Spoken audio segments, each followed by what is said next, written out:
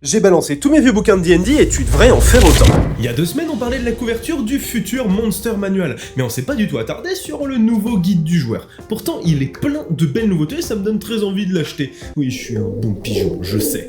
Ce nouveau guide du joueur, c'est un livre complètement accessible et surtout ultra bien remanié, ne serait-ce que par le fait qu'on commence par expliquer les règles avant de faire la création de personnages. Ça évitera que vous vous arrêtiez de lire juste avant. Et au pire, si vous arrêtez de lire un petit peu trop vite, on a un glossaire qui rappelle toutes les règles de manière très facile. C'est pour les petits feignants, ça. Ce nouveau guide, il va contenir 12 classes avec 48 sous-classes, dont 3 absolument nouvelles pour le barde, le barbare et le druide. J'ai très hâte de vous les présenter. Si on ajoute à ça un remaniement complet du système de combat, avec un nouveau système de sorts, ou même un système de maîtrise pour les armes, je pense qu'on va avoir de quoi s'amuser. D'ailleurs, en parlant de changement de système, on a aussi tout le système d'augmentation de caractéristiques liées à votre race qui est complètement foutu à la poubelle.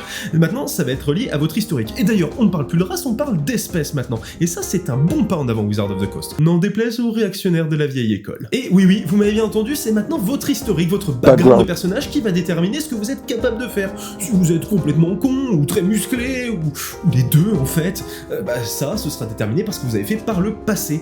D'ailleurs, au niveau 1, vous pourrez même ajouter des dons, et vous aurez même la possibilité d'avoir des dons épiques arrivés dans les niveaux les plus avancés du jeu. Et évidemment, pour vous offrir un livre absolument sublime, toutes les illustrations ont été faites par des artistes professionnels, contrairement à un certain bouquin dont on ne va pas parler, n'est-ce pas, Wizard of the Coast? Avec toute l'équipe de D&D, on a très envie de décortiquer toute cette nouvelle version de Donjons et Dragons.